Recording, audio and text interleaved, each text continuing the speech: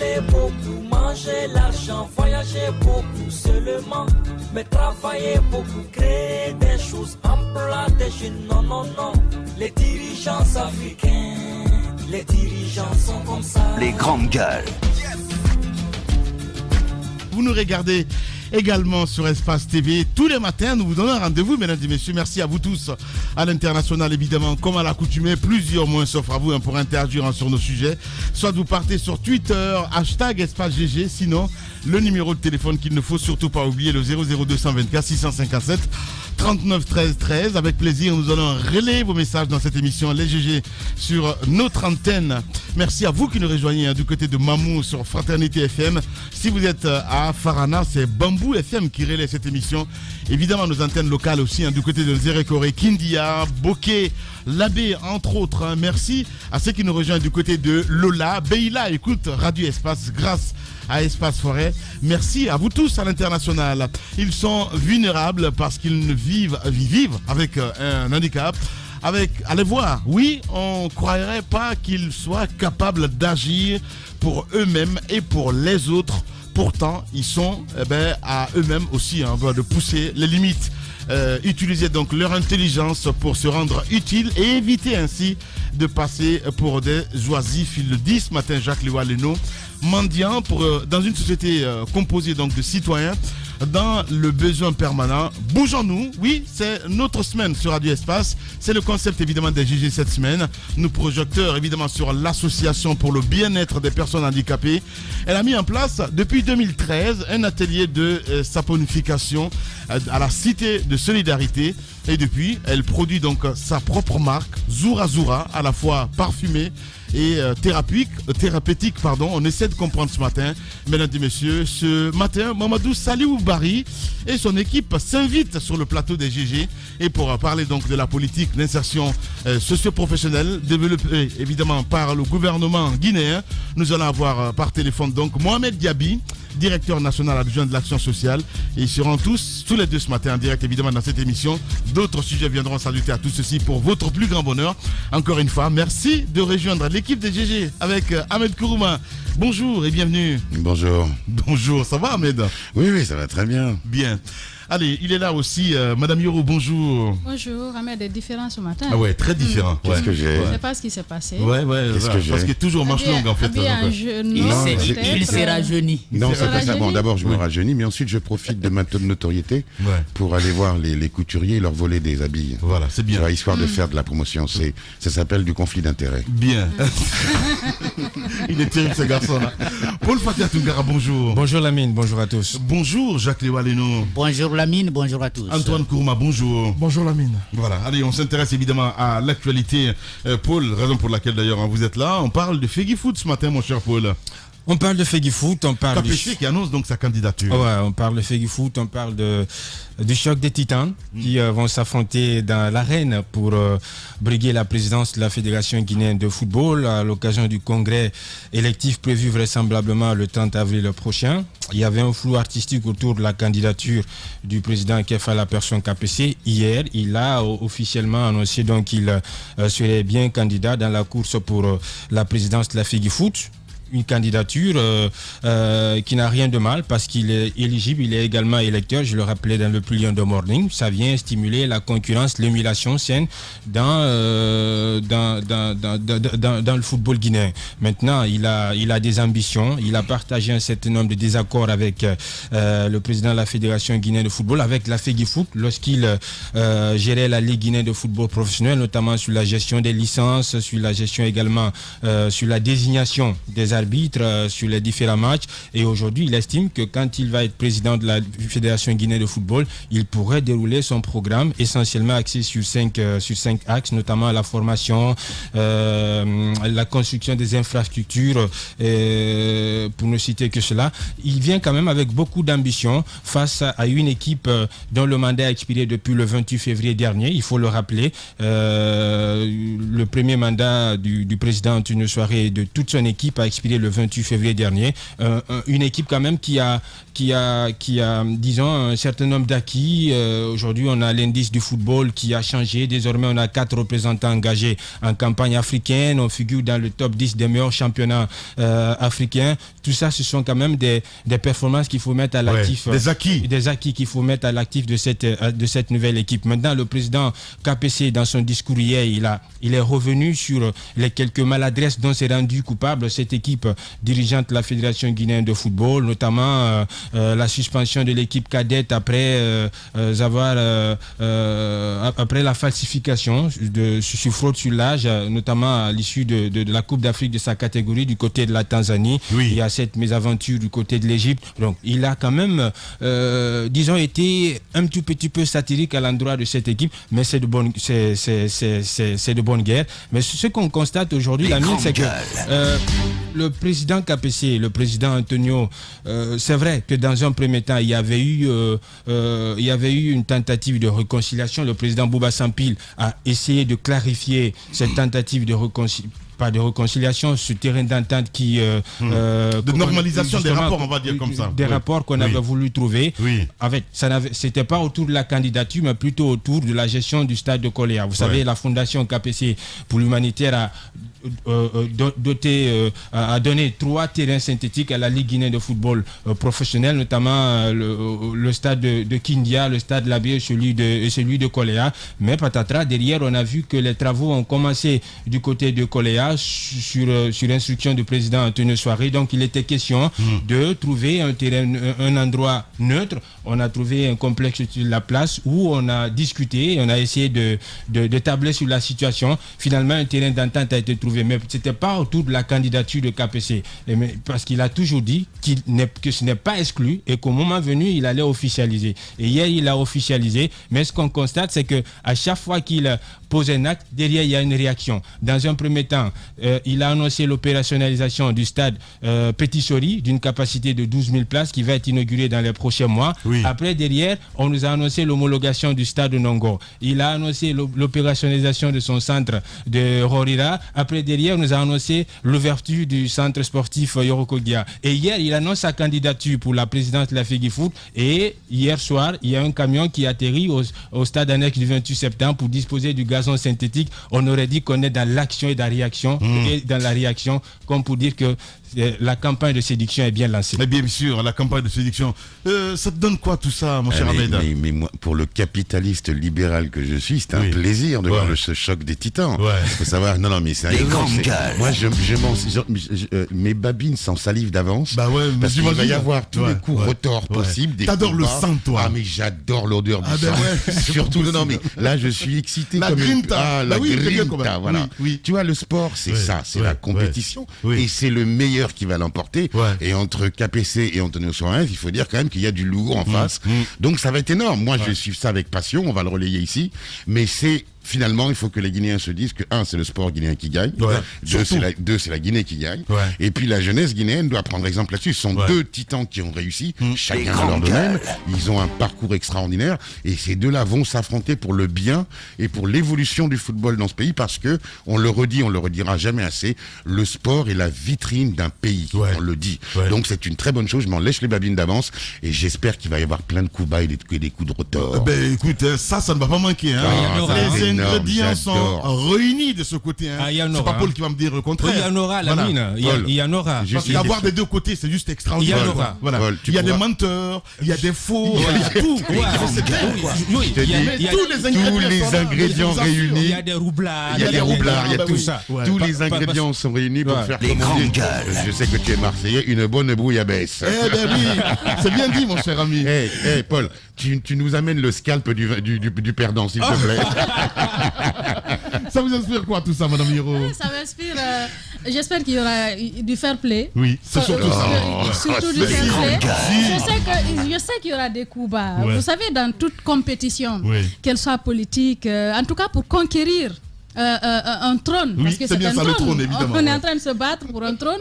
Mais quand j'ai vu la photo de KPC candidat, je dis tiens, je ne m'attendais pas à cela, parce que Antonio, il a fait juste un mandat. Je m'attendais à ce qu'il continue et que par la suite peut-être qu'il y ait d'autres concurrents. je me pose quand même des questions sur les dessous de cette affaire. Qu'est-ce qui se trame réellement? Qu'est-ce qui a amené KPC? Parce que je sais qu'il y a eu des tractations pour ne pas qu'il se présente. Évidemment. Mais pourquoi a-t-il tenu à le faire? J'attends de voir l'issue pour comprendre, parce que il faut dire que quand même que ces deux personnes qui investissent dans le monde du football, Paul vient de rappeler quelques acquis quand même qui ont été réussis par l'équipe d'Antonio Soares. Mais récemment, on a vu quand même KPC sur le terrain avec des infrastructures notamment qu'il commence à réaliser du côté de l'AB, notamment avec le stade. Ça veut dire que le terrain était en train de... Il a déjà commencé à préparer le terrain. Cette candidature était attendue. Il y a eu le suspense jusqu'au bout du bout. Et finalement, on l'a vu hier. On attend de voir la suite. Justement, on attend de voir la suite. Allez, pour clore. Pour clore, hier, on était tous à cette conférence de presse de KPC, au cours de laquelle il a annoncé sa candidature. Maintenant, il s'est fait entourer, encore une fois, moi, je ne veux pas tous les frapper du même fouet, mais les membres statutaires, les 65 membres statutaires de la mine, bien des fois, quand il s'agit des élections, ils ne votent pas par conviction, ils ne votent pas non plus pour la qualité de projet. C'est un choix mercantile, c'est un choix... Évidemment. Justement, c'est un choix mercantile. La voix est donnée aux plus offrants, c'est ce que je disais le matin. Maintenant, on a vu hier, moi j'ai vu des visages là-bas qui sont avec Antonio la nuit, le soir ils sont avec KPC, d'autres qui font dans du chantage pour trouver peut-être des moyens pour faire voyager leur équipe. Mais on a vu d'autres. Oh oui, attends, on a vu d'autres. On va couler. Justement. C'est la nature humaine. Justement. Maintenant, c'est à KPC de faire très attention avec son entourage, parce qu'il y avait dans son équipe hier autour de lui des gens qui n'étaient pas vraiment des modèles de gestion, ceux qui avaient voulu expressément traverser, voire même détourner l'initiative exclusive de la fondation KPC autour du terrain de Nongo, du terrain de Kindia, donner d'autres interprétations à cela. On a vu toutes ces personnes là-bas autour de lui. Attention, parce que cela risque gros de plomber surtout sa candidature. Là. Justement, merci beaucoup Paul. Voilà, Moussa Moïse nous rejoint dans un instant. Et il faut le dire, ça arrive à un moment quand même, une fédération qui est secouée, entre autres, par des crises. On le sait, Amadou Diaby qui est de retour. Super V, on l'a reçu dans cette émission, qui n'était pas du tout content, mais ça partait dans tous les sens. On se dit, c'est une élection assez difficile quand même. Oui, mais je crois que tout ce que nous avons vu jusqu'ici, c'est la même chose. L'arrivée de Super V à la place d'Aboubacar Bruno Bangoura, il y a eu des tractations, il y a eu toujours des gens qui ont aidé Super V à évincer, n'est-ce pas, Bruno. Il y a eu également les mêmes personnes, parfois c'est les mêmes personnes qui ont aidé Antonio Soares à évincer Super V. Je ne sais pas ce qui va se passer à cette élection. Moi, la candidature de KPC d'Antonio Soares, j'évalue sur deux aspects. Il y a le côté positif et il y a le côté, à ma foi, négatif et puis incompréhensif. Le côté positif, c'est qu'ils ont de l'argent et ils investissent, ça c'est visible. Chacun essaie de faire quelque chose pour prouver qu'il a vraiment envie de développer le football guinéen. Et là, c'est cette concurrence-là qui est en cours. Vous avez raison, c'est vraiment au bénéfice du football et de la jeunesse guinéenne. Moi, je voudrais qu'ils continuent comme ça à mettre des gazons synthétiques sur l'ensemble des pelouses vides de l'intérieur du pays, juste pour montrer celui qui est vraiment fort. Mais le problème, c'est que finalement, on a l'impression que la fédération aujourd'hui, ce n'est plus une association. Ce sont des propriétés, c'est devenu une propriété de quelqu'un, en tout cas celui qui est à la tête. Et Antonio Soares, on avait ce sentiment-là, la fédération, c'était lui. C'est lui qui met de l'argent. Il n'y a pas une lisibilité sur les contributions qui proviennent, n'est-ce pas, des autres membres statutaires de la Fédération guinéenne de football.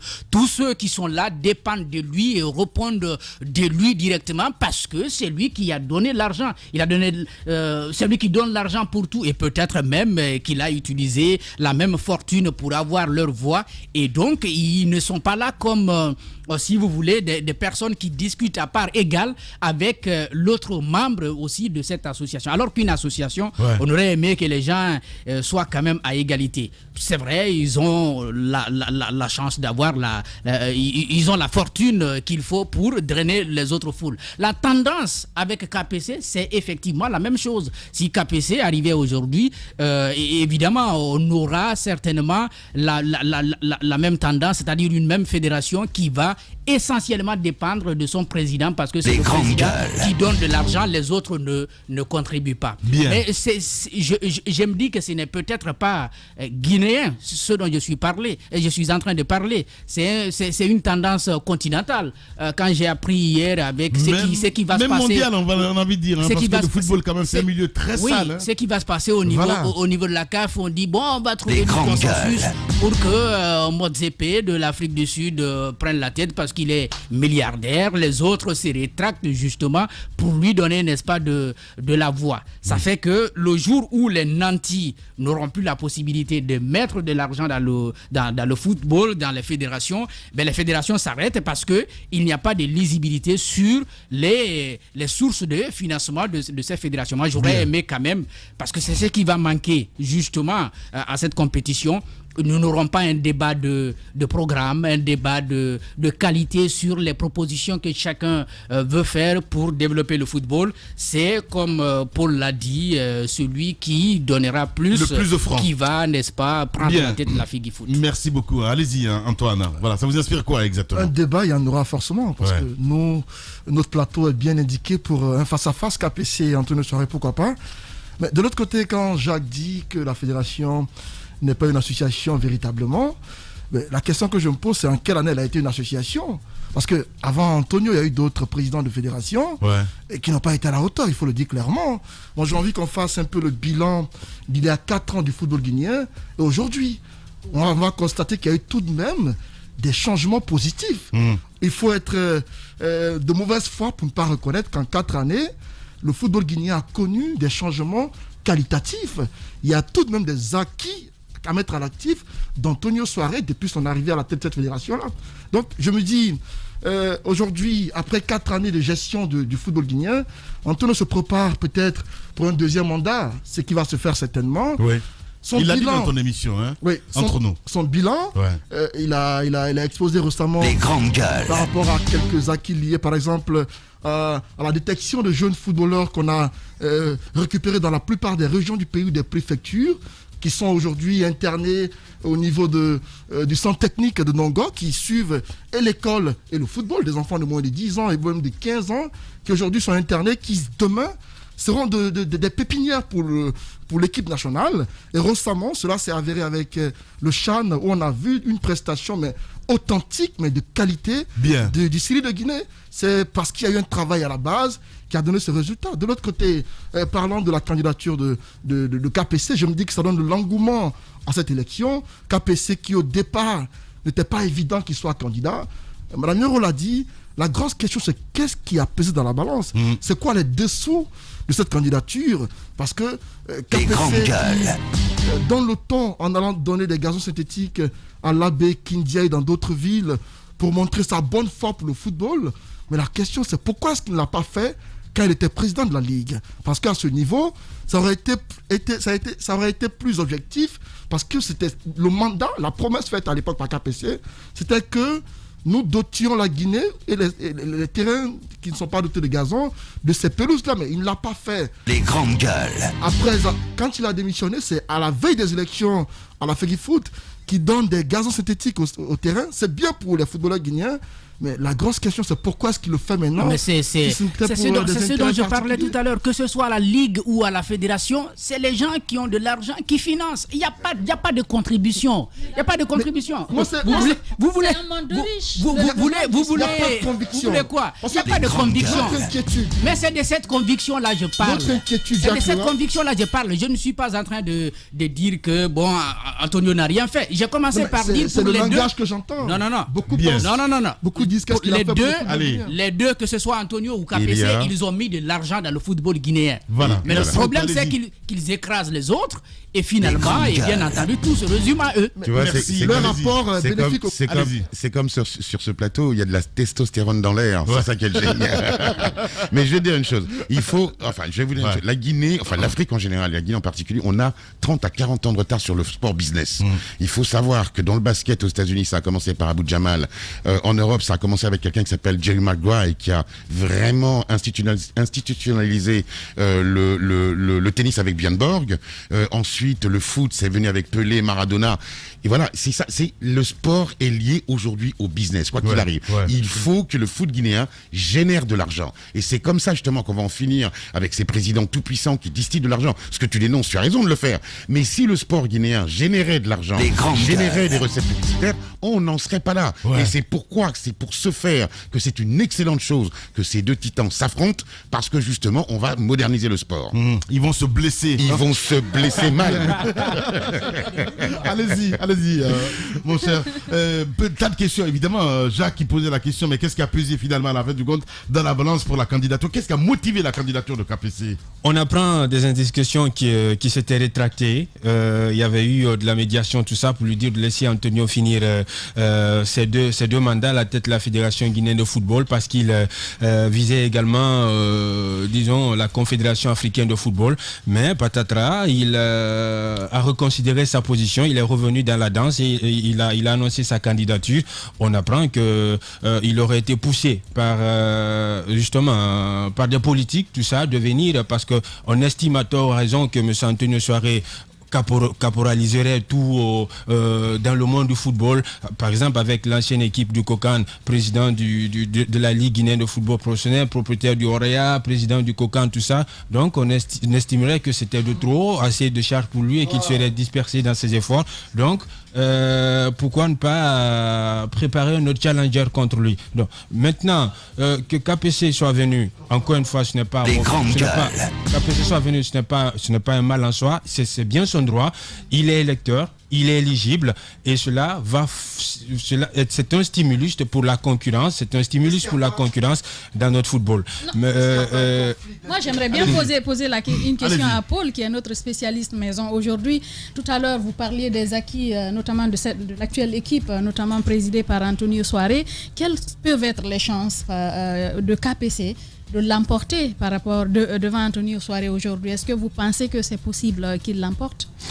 Je pense que c'est possible qu'il l'emporte, mais encore une fois, le dernier mot revient aux membres statutaires. Les 65 votants, c'est membres statutaires. Maintenant, c'est à KPC de surfer sur ses leviers, sur ses acquis, notamment la construction des infrastructures, des terrains synthétiques aujourd'hui qu'il est en train de construire, de mettre à la disposition de la Ligue guinéenne de football professionnel pour qualifier le championnat national. Et le stade de Nongo, le stade de Petit Sori, par exemple, de Nongo, ce sont des acquis. Maintenant, c'est à lui de savoir convaincre et séduire ses membres statutaires. Mais encore une fois, ces membres statutaires, ils sont insaisissables et ils sont bien souvent imprévisibles. Voilà. Là, c'est à lui de savoir... Allez-y, Antoine. Savoir les convaincre. Parlons de politique lorsque Paul fait mention de ce qui a bien pu motiver la candidature de KPC. Les grandes gueules. N'oubliez pas qu'il y a la CAN 2025 qui arrive. Est-ce qu'il n'y a pas un conflit d'intérêts qui va commencer? KPC, qui est propriétaire d'entreprise de BTP, qui forcément voudra être contractuel par rapport au stade qu'on va construire, tout ça. Non, mais ça, supposons que KPC soit président de la FEGIFOOT. Je me demande comment est-ce que le président de la FEGIFOOT pourra accepter que son entreprise de BTP ne soit pas candidat. Ce sont des hommes d'affaires. Non, c'est ce que j'ai dit. Mais ce sont des hommes d'affaires. Antonio Soiré est homme d'affaires aussi. Il y a un conflit d'intérêt. Non, mais attends, je comprends pas ta question. Il n'y a pas de conflit d'intérêt. Non, mais pourquoi tu veux faire... Attends, pourquoi tu veux faire... Non, mais ça, c'est l'esprit forestier. Pas du tout. Il fait un procès d'intention. Non, attends. C'est l'esprit forestier. Tu fais... Non, mais mon petit Antoine, tu fais... Non, mais il ne fait pas de déduction. Non, je ne peux pas te laisser finir. Tu fais un procès d'intention. Je déduis. Excuse-moi. Je déduis que KPC, président de la Fédération de football, je me dis que c'est pour la CAN 2025. Forcément, à la tête de la fédération. Pas forcément, Antoine. On va s'écouter. Allez-y. J'adore cette question. Hey, tu fais un procès d'intention à quelqu'un qui n'a... Il y a plus que ça même. Même plus que ça. Voilà. Merci Lamine. Pour une fois qu'on est d'accord, merci. Il fait plus que ça. Mais c'est quand même ahurissant. Laisse le garçon se présenter. Il y a un conflit d'intérêt, mais c'est dans tous les sens. Mais dans tous les sens du terme. On est bien d'accord. Oui. Et je sais de quel côté je regarde. Bien. Bref, merci de m'avoir tendu la perche. Bref, et tu sais quoi? Qu'il se fight, qu'il y ait du sang, et Paul, ramène-nous le scalp du vaincu. Point final. Allez, vous êtes sur les GG. Radio Espace, les grandes gueules. Leur spécialité, c'est la démesure totale. Tant qu'ils ne changeront pas, nous ne changerons pas non plus. Les grandes gueules, à suivre tous les jours sur la radio d'opinion. Radio Espace. Merci à vous qui nous rejoignez maintenant sur Radio Espace et également sur Espace TV. À la une, ils sont vulnérables parce qu'ils vivent avec un handicap. Oui, allez voir, on se croirait pas qu'ils soient capables évidemment d'agir pour eux-mêmes et pour les autres. Pourtant, ils sont à eux-mêmes, il faut le dire, aussi de pousser les limites. Utiliser donc leur intelligence pour se rendre utile et éviter ainsi de passer pour des oisifs. Il le dit ce matin, Jacques Liwaleno, mendiant dans une société composée des citoyens, dans le besoin permanent évidemment. Bougeons-nous, c'est évidemment cette rubrique que nous consacrons cette semaine. C'est le concept en tout cas des GG cette semaine. Nos projecteurs évidemment sur l'association. Cette association va nous rejoindre donc dans ce studio un peu plus tard. Nos projecteurs sur l'association pour le bien-être des personnes handicapées. Elle a mis en place depuis 2013 un atelier de saponification à la Cité de Solidarité. Et depuis, elle produit sa propre marque Zura Zura, à la fois parfumée et thérapeutique. Ce matin, Mamadou Saliou Bari et son équipe s'invitent sur le plateau de GG et pour parler donc de la politique d'insertion socio-professionnelle développée par le gouvernement guinéen. Nous aurons donc Mohamed Diaby, directeur national adjoint de l'action sociale, sur le coup de 10h et on va en parler évidemment dans cette émission Les GG. On va essayer de partir du côté de Paris ce matin, mon cher Ahmed Kourouma, avec cette condamnation de Nicolas Sarkozy. Ce coup de tonnerre, tu vas dire. Coup de tonnerre, oui, on va le dire comme ça. Un coup de tonnerre. Ouais. Alors, c'est marrant parce que, tu vois, on a souvent des discussions ici, des prises de bec avec Moussa Moïse, et c'est symptomatique de la remise en question du système démocratique occidental. C'est-à-dire, jusque-là, les tout-puissants, donc les présidents de la République, en dehors de Chirac qui avait été condamné, mais en son absence, qui n'avait pas assisté à son procès, ils étaient intouchables. Et depuis l'affaire Cahuzac, depuis Cahuzac qui a menti en direct au Parlement français sur son compte en Suisse, il y a des magistrats, ou plutôt un groupe de magistrats qui ont été formés qui s'appelle le pôle financier. Et ce pôle financier a pris la décision sur un faisceau de présomption, encore une fois, parce qu'il n'y a pas de preuves directes, il n'y a que des preuves indirectes, et sur une conversation téléphonique entre Sarkozy et son avocat, de le traîner au tribunal. Et vous avez ce qu'on appelle des magistrats indépendants du parquet qui ne rendent de compte à personne et qui décident hier de condamner pour la première fois, parce que Sarkozy, la première fois dans l'histoire de la Ve République, Sarkozy a innové partout. Premier mis en examen en tant que président de la République et surtout premier condamné à de la prison ferme. C'est extraordinaire. Bon, un an ferme, 3 ans de prison, 1 an ferme. Alors, ça prouve quoi? Ça prouve que la loi est la loi et que les puissants commencent à être des justiciables comme les autres. La France donne le ton, mais il faut dire que 20 ans avant, les pays du Nordique l'avaient donné. C'est-à-dire qu'en Norvège ou ailleurs, les politiques sont condamnés dès qu'il y a un faisceau de présomption, dès qu'il y a corruption, etc. Sarkozy est condamné hier, et ça devient... je reviens encore à nos discussions guinéo-guinéennes qu'on a ici. C'est-à-dire que le modèle démocratique occidental est en train d'être remis en question, par les élites elles-mêmes, mais aussi par les peuples eux-mêmes.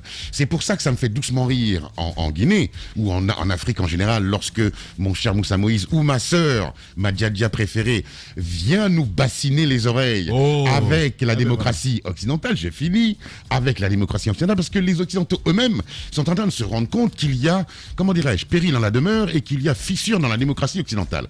Donc ça prouve aujourd'hui que la France devient un pays normal qui condamne ses hommes politiques lorsqu'il y a faute. Cela étant, il faut raison garder, parce que dans le système judiciaire français, il y a la possibilité de faire appel, et Nicolas Sarkozy peut être acquitté en appel. Oui, enfin, après, il y a beaucoup de successions d'affaires, parce qu'on se rappelle Big Malian, entre autres.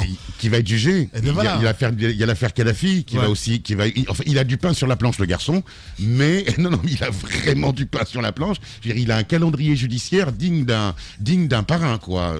Tu vois ce que je veux dire? C'est énorme ce qui se passe. Et moi, j'adore ça.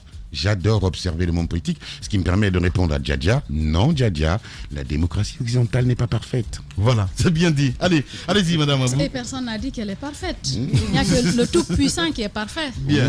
Toute œuvre humaine est imparfaite, mais il y a par endroits où les choses se passent normalement, tel que ce qu'on est en train de vivre aujourd'hui. Un ancien président qu'on juge et qu'on condamne, c'est un bel exemple qui devrait nous inspirer ici, c'est-à-dire dans la bonne gouvernance, pendant que vous êtes au pouvoir, que vous vous rendiez compte qu'un jour, que si vous ne faites pas attention, le passé peut vous rattraper. Je pense que c'est de ce genre d'exemple dont on parle le plus souvent. Faire attention quand vous êtes au pouvoir, mais quand vous pensez que quand vous êtes là, vous serez là éternellement, tel que ça se passe le plus souvent en Afrique. Ce sont ces dénonciations-là qu'on fait parce qu'on veut que notre Afrique aussi évolue. Nous voulons que ces pays-là puissent, à l'image de certains pays tels que la France, qui donne aujourd'hui l'exemple en jugeant un ancien président de la République, qu'on puisse donner le ton. Qu'il puisse y avoir, par exemple, comme on le dit ici le plus souvent, même là on parle d'un président de la République, mais chez nous, même quelquefois des ministres ne peuvent pas être jugés. Justement, par exemple, en République de Guinée, par exemple, parce qu'on n'a pas la haute cour de justice qui permet de juger ces gens. En fait, c'est juste les bons exemples qu'il faut prendre pour inspirer. C'est pas parce que on veut juste tout peindre en noir. Il y a des choses qui se passent bien chez nous. Par exemple, en matière de liberté de la presse, malgré tout ce qui est en train d'être fait, c'est vrai qu'aujourd'hui, les journalistes sont encore pourchassés, sont encore arrêtés, inquiétés dans l'exercice de leur métier, mais nous tenons bon. Nous avons cette liberté de ton. Ici, par exemple, nous nous battons pour que cela se maintienne parce que ça a été chèrement acquis. Voilà. Allez, Daouda Mohamed, ça plombe toute l'idée, évidemment, de candidature en 202022 parce qu'on sait très bien les chances qui arrivent en France. Oui, effectivement. Effectivement, ça plombe l'idée aujourd'hui parce que Nicolas Sarkozy avait l'intention, après la mandature d'Emmanuel Macron, de revenir, voir éventuellement comment il peut se repositionner, mais je crois que le grand frère Ahmed fait amalgame. Il fait amalgame. Quand il veut dire que nous le saoulons ici avec la démocratie à la française ou la démocratie européenne, je crois qu'aujourd'hui c'est une réponse éloquente qui vous est donnée. Laquelle? Celle dont on est en train de parler. C'est-à-dire qu'un ancien président est bien à même d'être jugé et d'être condamné. C'est un exemple qui vous est donné aujourd'hui avec le cas de Sarkozy. Parce que, vous l'avez rappelé, le gars, il remporte tous les trophées. Et vous avez rappelé beaucoup d'autres faits. Et aujourd'hui, il va en prison pour 3 ans, mais dont un ferme. Et même s'il doit interjeter appel, mais déjà, un bon exemple est donné. Quel que soit ce que vous avez été, quel que soit ce que vous avez été à un moment donné. Et quoi? J'essaie de le déstabiliser. Voilà. Non. Allez-y, Daouda. En plus, je le dis. Je te le rappelle, je suis imperturbable, moi. Je suis imperturbable. J'ai fermé son micro. Voilà, je suis imperturbable. Donc, je disais, aujourd'hui, ça va être ce procès, on va encore revoir d'autres formes, mais il est bien possible qu'un ancien président, qu'un ancien ministre, qu'un ancien directeur soit présenté devant un juge et qu'il soit condamné. Et c'est un peu contraire chez nous quand on voit qu'une solidarité se dégage autour d'un fait dont vous n'avez même pas eu la possibilité de vérifier et que vous disiez à un moment donné, bon, nous montrons solidaires et pour brouiller toutes les pistes au point d'aller même menacer le procureur qui a charge d'orienter les faits. Vous le menacez avec les propos pour dire qu'il n'a pas été commis à cela. C'est plutôt à cela il a été commis. Ce n'est pas le cas avec la France, avec cet exemple. S'il est le seul. Il n'y a pas de Tibou Camara en France. Il n'y a pas de Tibou Camara en France. Il n'y a pas. Aujourd'hui, on va se dire les choses. Aujourd'hui, c'est un bel exemple qui est en train d'être donné et qui vient répondre à des inquiétudes de Ahmed Kourouma qui pense que la démocratie en France, elle n'est pas parfaite. Nul n'est parfait, en état créature. Merci. Aujourd'hui, on souhaite bien que de tels exemples viennent chez moi. Bien. Alors, écoute-moi, tu manques d'historicité. Ça, c'est pas ton fait, c'est votre génération. La France. Ça n'a rien à voir. Écoute-moi, mais si, ça a tout à voir. Non, ça n'a rien à voir. Si tu me laisses parler, je vais t'expliquer en 2 secondes. Cet âge dont vous parlez. Vous êtes la génération fourre-tout hamburger. Allez, Ahmed. Non, mais attendez. J'ai fini. Oui, vas-y. Il me laisse parler. Vas-y. Qu'il se sente mieux à l'aise quand je dis grand frère, ça doit être suffisant. Merci beaucoup. Merci beaucoup. Allez-y, mon cher. Voilà. Merci beaucoup. Jacques Léoalino. Ahmed, t'es incroyable. Mais non, mais t'es incroyable, Ahmed. C'est pas possible. Moi, je pense que. C'est pas vrai. Allez-y. Non, mais tu vas prendre la parole tout à l'heure. La démocratie africaine, en tout cas de l'Afrique francophone, elle est quand même d'inspiration française. C'est vrai qu'en Occident, il y a des limites, mais encore une fois, il faut reconnaître qu'il y a des efforts. Par exemple, quand vous parlez de la Norvège, c'est quelque chose de très développé en matière de respect des principes de bonne gouvernance, etc. Ce qui arrive en France avec Nicolas Sarkozy, peut-être avec François Fillon aussi, c'est qu'il y a une justice qui est capable d'intenter une action judiciaire sans attendre d'avoir des instructions.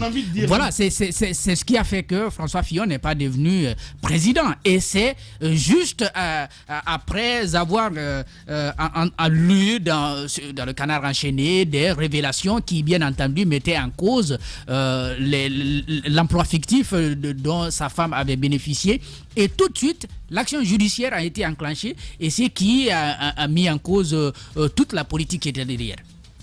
Avec Nicolas Sarkozy, c'est la même chose. C'est un président qui appelle les magistrats pour donner des instructions. Il est sanctionné pour ça, il ne faut pas l'oublier. Et ici, à l'origine, il y avait une affaire judiciaire, mais en réalité, c'est qui a choqué l'opinion, c'est l'affaire des écoutes téléphoniques où on l'entend, n'est-ce pas, donner, n'est-ce pas, des instructions à un magistrat. Ici, c'est fréquent, c'est courant, c'est même normal pour un président ou un ministre qui appelle. Il n'a pas donné des instructions à un magistrat. Il a une conversation avec son avocat, c'est pas la même chose. Il n'a jamais eu de conversation directe avec le magistrat. Mais de toute façon, dans les écoutes téléphoniques, l'intention c'était de mettre de la pression sur les magistrats. C'était quand même quelque chose de très clair. Donc ici, c'est assez courant. Il ne faut pas dire que ça ne marche pas là-bas. C'est plutôt en train de bien marcher là-bas. Et nous qui, disons ici, nous nous inspirons d'eux, nous ne faisons pas exactement comme eux. Bon, soit on fait la démocratie, ou on ne fait pas la démocratie, on fait autre chose, et puis nous baptisons notre système politique. Mais qu'on arrête de parler de démocratie et de vouloir dire non, démocratie à l'africaine. Il n'y a pas de démocratie à l'africaine, il n'y a que la démocratie. Bien, c'est bien dit, Jacques Léoalino. Les politiques sont complètement déconnectés de la réalité. En tout cas, à voir ce qui se passe aujourd'hui. On a vu évidemment la droite qui s'allie, évidemment, c'est tout à fait normal, qui soutiennent Nicolas Sarkozy. Ce qui est normal dans la mesure où Sarkozy, vous l'avez rappelé tantôt, c'est quelqu'un qui est très fort dans les coups bas. Les grandes gueules. Qui fait exception dans tout ce qu'il fait. En étant président, beaucoup pensent qu'il a posé des actes que beaucoup de présidents français n'ont pas pu faire, notamment sur le continent africain. Et c'est pourquoi il est poursuivi. Et on l'a rappelé, c'est cette histoire d'écoute téléphonique, mais il y a aussi cette histoire de dépassement des plafonds liés aux campagnes électorales par rapport aux fonds qu'il a utilisés. Et donc, je me dis que Sarkozy va être mis au pas par la justice française, mais je suis curieux de savoir si effectivement cette condamnation ferme va être respectée. Sarkozy derrière les barreaux, je suis impatient de le voir parce qu'il y a assez de choses il ne sera pas emprisonné. Non, on verra bien, on veut le savoir. Dans ce cas, évidemment, parce qu'il va faire appel. Non, c'est même pas faire appel. C'est-à-dire que la juge a précisé hier, parce que en fait, le système judiciaire français fait que des peines en dessous de moins de 5 ans, vous avez le droit de les effectuer à la maison avec un bracelet électronique au pied. Donc c'est ce qui va se passer. C'est aussi une condamnation et j'espère que ce ne sera pas que pour cela, parce qu'il y a d'autres faits pour lesquels Sarkozy est très souvent décrié. Il y a ses actions sur le continent africain notamment. On parle de cette histoire avec la Libye, c'est qu'il a, par rapport au fait que Kadhafi ait participé aux campagnes, par rapport au financement de sa campagne, il y a toutes ces questions qui attendent Sarkozy au tournant. Je me dis que ce serait intéressant de savoir l'issue de tous ces procès pour qu'enfin on soit situé sur ce qui est véritablement Sarkozy, parce qu'il n'est pas... Je ne l'aime pas du tout, la mine. Antoine, Antoine. Je ne l'aime pas du tout, ça. Inattendu. Sur Radio Espace Guinée, les GG pensent comme JMJ. Une presse libre se voit dans la rue. Et la rue voit vraiment si la presse est libre. Cette dialectique sociale est la levure de la démocratie. JMJ. Les GG sur Espace, tous les matins 9h-11h. On donne la parole aux vrais gens dans cette émission toute la semaine, si vous le voulez bien. Bougeons-nous, on a dit. On va s'intéresser évidemment à l'affaire Amadou Diouf de Diallo, finalement déféré, mon cher ami. Oui, finalement déféré. Aujourd'hui, je crois que les voix doivent s'élever pour demander un peu l'indulgence par rapport à ce qui a été fait. Dès lors que Amadou Diouf de Diallo n'est pas seul dans le même cadre de propos, on en a cité ici hier, on parle de Cheikh Afan, on parle également d'un autre, un certain soirée, Oulada soirée, quelque chose comme ça, qui font des vidéos pour s'attaquer aux communautés, pour insulter des personnalités. Ils sont nombreux quand même qui sont dans les deux camps, ou quand je parle des deux camps, du côté de la mouvance et du côté de l'opposition, qui tiennent des propos très dangereux pour notre pays, pour notre unité nationale ou notre quiétude sociale. Il faut aujourd'hui que la justice ou le procureur, lorsqu'il doit émettre des poursuites, qu'il accepte d'équilibrer, que ce ne soit pas d'un seul côté, que les Guinéens soient considérés comme un seul Guinéen. Lorsque vous fautez, lorsque vous êtes en conflit avec la loi, que vous subissiez la rigueur de la loi sans aucune considération ethnique, communautaire ou même politique.